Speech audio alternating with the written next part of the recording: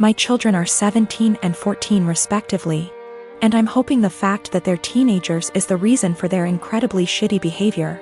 My husband, before he met me, had a wife and a newborn baby that passed away in Canada due to hazardous road conditions that resulted in a 4-car smash-up. No one was at fault, it was a horrific disaster.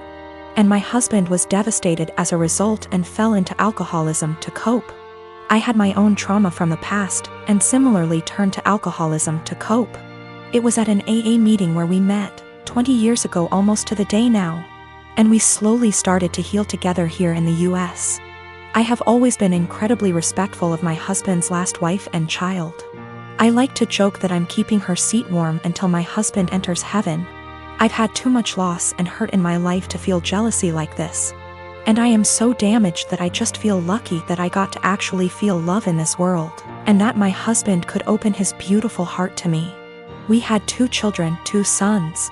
We'd never told them about my husband's wife or baby, because it's a part of my husband's life that he keeps under lock and key. He has never healed from his grief, and therapy etc. has helped him only to a degree. My mother-in-law told the kids this Sunday gone, as she decided it was time for them to know. She didn't consult us before telling them, and certainly didn't do it in our presence. Since then my sons have been making the most disgusting dead baby jokes. They've been prodding their dad asking why we'd never told them. And instead of approaching the topic with respect, they're acting like we've kept a secret affair family from them or something. My 14Y//0 went on to say to me in private, thank goodness, not in front of his father, that he was glad my husband's previous family was dead. I broke and yelled at him, and told him it was the most disgusting thing I'd ever heard him say. I asked where his anger was coming from, and he burst forth that we were shitty parents for keeping secrets. He told me that it made so much sense why we were abnormal, why we don't drink, why we are so boring and quiet, why my husband is panicky around roads, etc. The 2 are pretty heartbroken, and I feel like we have just destroyed a part of our children's lives as a result of us staying quiet. I am hurting, my husband is grieving all over again, and I don't know how to proceed. I have and will always reiterate to our kids that they are loved, but this behavior seems so overreactive for the news. I am one of 4 kids. My older brother P, who I no longer have any contact with, my younger brother J, who is no longer with us, and my youngest sister K. Recently P's children, 2 girls and 1 boy, all in their late teens and early 20s, reached out to me and expressed a desire to have a relationship. I have 0 contact with their father and swore that I would beat him black and blue if I ever saw him again. My oldest brother P was always the golden child. No matter what he did, my parents always had an excuse for why it was not his fault. Bad grade? Teacher had it out for him. Cheating on every single one of his relationships? Good thing you did it to her before she did it to you. That one was my personal favorite. He also used to torment Jay and I constantly when we were smaller than him, until in high school, when I hit a growth spurt and sprung up to about 6 feet 4 inches and 230 pounds worth of muscle. After that I became the typical jock type. Played football, partied, bunch of friends, etc. Well, my younger brother, Jay, didn't get as lucky and stayed pretty small and scrawny throughout high school and college, only getting up to about 5 feet 8 inches, and didn't have a super active social life. Despite the difference in our schooling experience, I was always very protective of Jay, especially since we were always having to put up with P's bullshit, which stopped once he realized I could pound him into the ground and not break a sweat, as he was also a lot smaller than me at only 5 feet 10 inches. Not much to say about Kay. She was a great younger sister and P didn't dare mess with her or he would incur the wrath of our mother. So, in the late 90s, Jay met his first real girlfriend, A, and was over the moon about her. He spent every spare moment with her, and when he wasn't with her, he would do nothing but gush about her. I had never seen him so happy. Well, one day, he comes to us, all smiles, and announces that A is pregnant and they are expecting. The mood quickly turned, however, when a week later it came out that A had been cheating on Jay for the duration of their relationship, with our older brother P. This broke my brother, and of course P, being the golden shit that he is, didn't even get a disappointed glance from our parents. To this day I have never seen someone look so broken as Jay had looked the last time I saw him. I believe his heartache was only compounded by the fact that my parents basically told him to get over it and be happy for our brother. Well, about a week after this revelation came to light, Jay took his own life. I had never been so sad and angry at the same time in my entire life. Sad that I would never see my brother again, and the pure rage of knowing that this was my brother and parents' fault. During the funeral, P walked in with A and I saw red. Thankfully I had other family there to stop me from doing anything stupid, but I told P that if I ever saw him again, I would kill him. Shortly after that, I cut contact with 90% of my family, with the exception of K and a cousin I had always been close with, because everyone except them wanted to make excuses for my parents and P. Even though my sister was just as crushed about Jay's death as I was and was angry for a long time. She and her then boyfriend, future husband, hit a financial rough patch after graduating college and were forced to move in with our parents. Due to unrelated drama at the time, they couldn't stay with me. So my sister stayed with them for several years, and over that time their relationship improved, and even though I wasn't thrilled at the time, I understood. She still doesn't really have a relationship with P, but is cordial if they meet. I don't blame her, because our parents did a lot for her and daughters love their cousins. So I didn't want to put her in that kind of position of choosing. I never had any kids, and truth be told, I never wanted any. I much prefer the role of the fun uncle. Kay met a great guy and had 2 daughters, who I absolutely adore. P had 2 more kids with A before cheating on her and splitting, and I've never met any of them. My parents have tried to make contact a handful of times, but I always told them to kick rocks. So last week, I'm chatting with Kay's daughters, 19 and 17. And they mentioned that their cousins have wanted to meet me for a long time and were hoping I would be willing to meet them as well. I don't believe they know everything that transpired between their dad and I, but I would be lying if I said I never had any desire to meet them. My brother and I do not get on.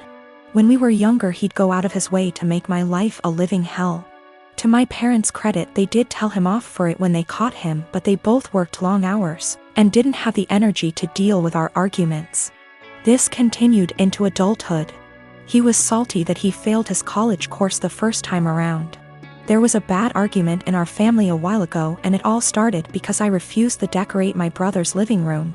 I won't go into too much detail, but he wanted a pretty hefty discount. I said no, and he threw a tantrum. Instead of being a grown-up and talking to me, he decided to hook up with my toxic ex-girlfriend and the mother of my child. I can't go into a lot of detail about what she was like, but she was not a nice person. She never really bonded with our son when he was born, and I was left to do everything by myself. She eventually walked out on us and refused to have any contact with our son. She'll post on Facebook now and then about her beautiful baby boy to get sympathy votes, but that's about it. I have been a single dad for almost 3 years now, and I absolutely adore my son, but it hurts to think that one day he might question why his mom didn't want anything to do with him. How am I supposed to explain that to him? Anyway, it bothered me when my brother told me they'd hooked up together. It hurt even more when he started dating her. It had taken me so long to get over what she did to me and my child, and now my own brother was bringing her back into my life. Yesterday we had a family video call. Parents are high risk and we're not taking any chances. When my brother decided to announce that he and my ex were expecting, I just froze. I didn't know what to do or think. I could feel myself starting to cry a little bit, and it got a bit harder to breathe. Eventually, I decided to just congratulate them and then made up some lie about needing to put my son down for a nap and left. I received a bunch of messages from my brother and his GF telling me that I stole their thunder. After I left, my parents and some other family members started worrying if I was okay, and not really focusing on their news. My uncle told me that I should have just been a man and stuck it out instead of making excuses to get out of it. After all, it was expected that our kids would be raised around each other. I feel like maybe I shouldn't have left the call, but at the same time it would have been worse if I'd stayed and had a full-blown panic attack in front of everyone. Some of the family members are split and have argued that I won't be able to avoid my brother and his family forever, but others believe I was in the right to leave that situation. I don't know what to think. My parents aren't happy, but they don't have the energy to deal with all the hassle my brother would cause. They actually cut him off for a little while when he started dating my ex, but he phoned them constantly and Again, can't go into much detail, but he said he'd do something not so good.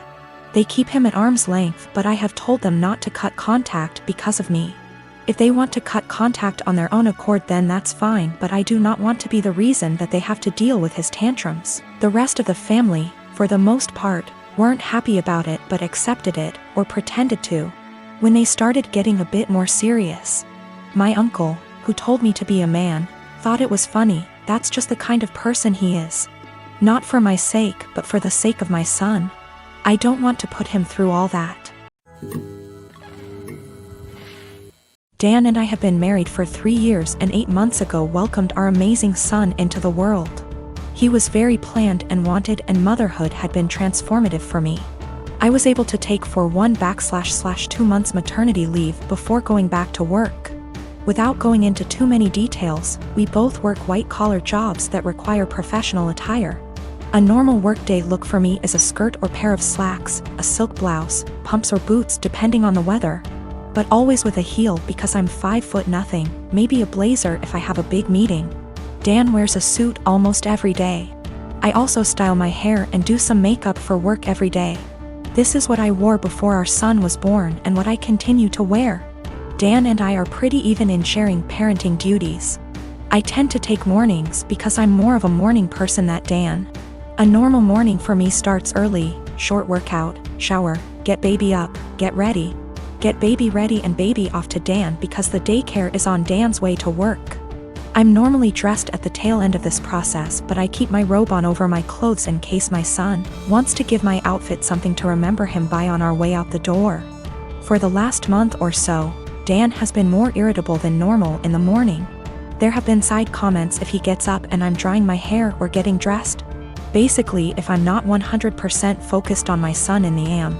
Our son is happy playing and supervised, so I just chalked it up to morning moodiness, but it's been getting worse. Last night, I brought it up in what I thought was a neutral, non-confrontational way. Basically, his answer was this: his mom was 100% a mom after her kids were born. She gained a fair amount of weight after she had kids and never tried to lose it. She wore sweatpants every day and works a job where she wears a uniform, so if she wasn't in her work uniform she was in sweats and a t-shirt. She never did her hair or makeup. Her entire identity was being a mom, and she shared with me how hard it was to watch her kids start their own lives.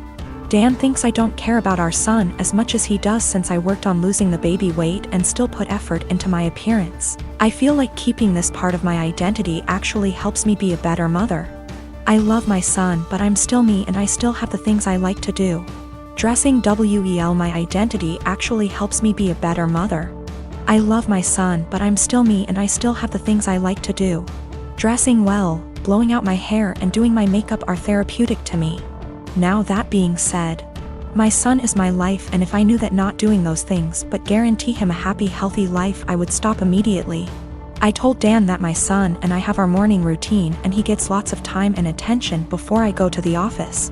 Dan said he wasn't looking to fight, but he just wanted me to think about my priorities and my time management.